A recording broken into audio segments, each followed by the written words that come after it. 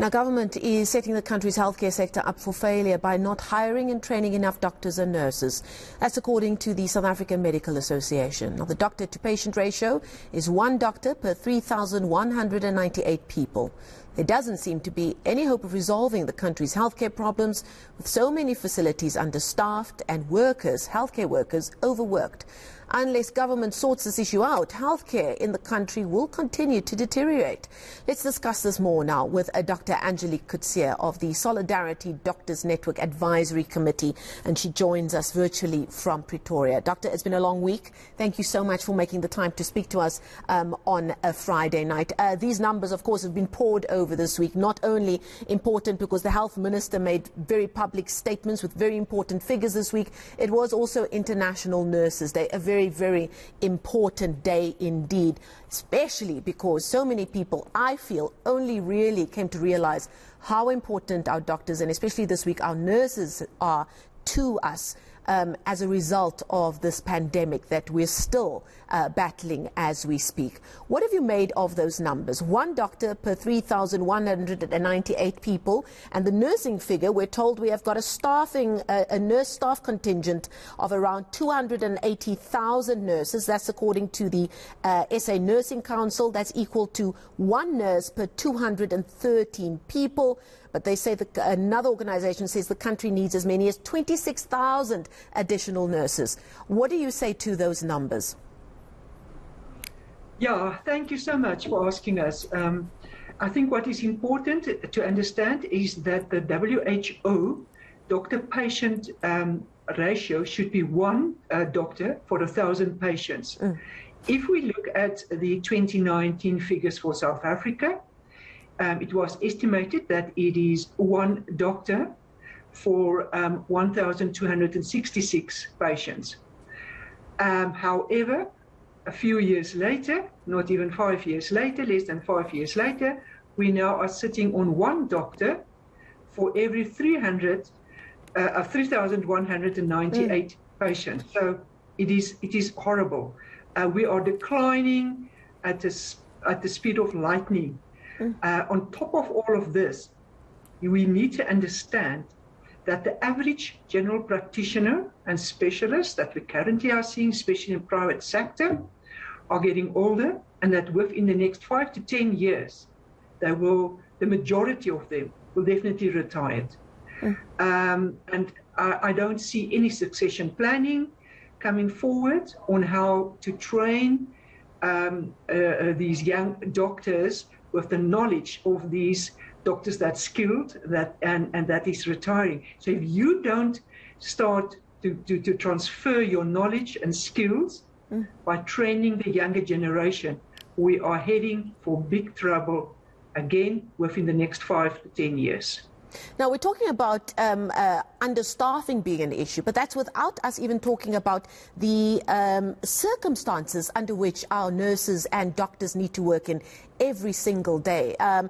Resources are lacking. Facilities are, in many cases, leave a lot to be desired. I mean, that would be the first step in firstly retaining healthcare workers inside the industry, but also encouraging young South Africans to consider the healthcare sector as a career going forward. I mean, that should be one of the first places they start, shouldn't it?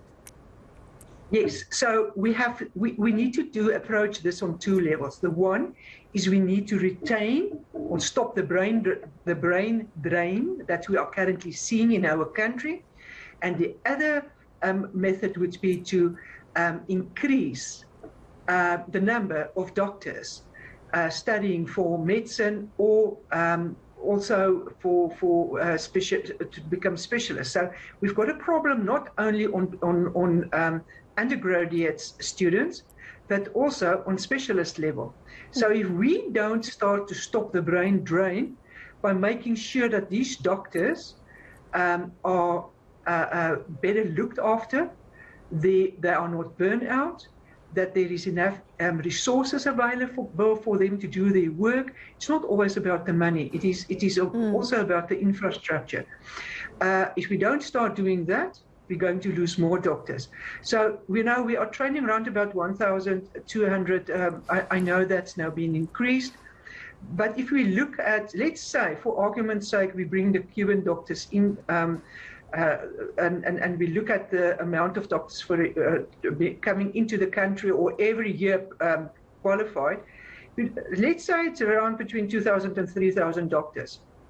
If you look at that, do you really think it's adequate for a population of nearly 60 million people? We're never going to make it going forward. We are going to see a severe underservicing of patients.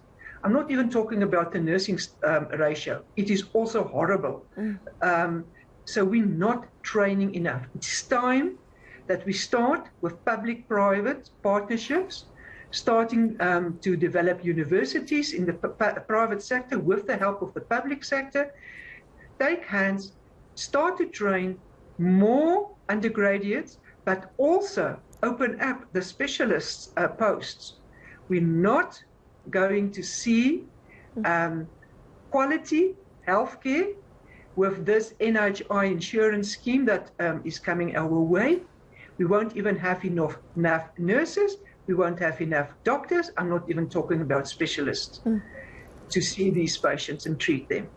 Let's talk a little bit about the brain drain. Brain drain in the health sector has been a talking point long before we ever heard about COVID-19. But I remember in the first year of lockdown, there was a very important paper written by academics and doctors in the local healthcare sector warning of an increase in brain drain, because as a result of the pandemic, you will see increased demand from regions like the UK, the rest of Europe, as well as North America, where they've realized that they've got a shortage of healthcare workers, and they will look to places like South Africa, which has a respected reputation internationally in terms of their training of doctors and nurses, and this is where they will come to try and increase the staff that they need in their countries. And of course, they can offer better benefits, more money, and better facilities as well.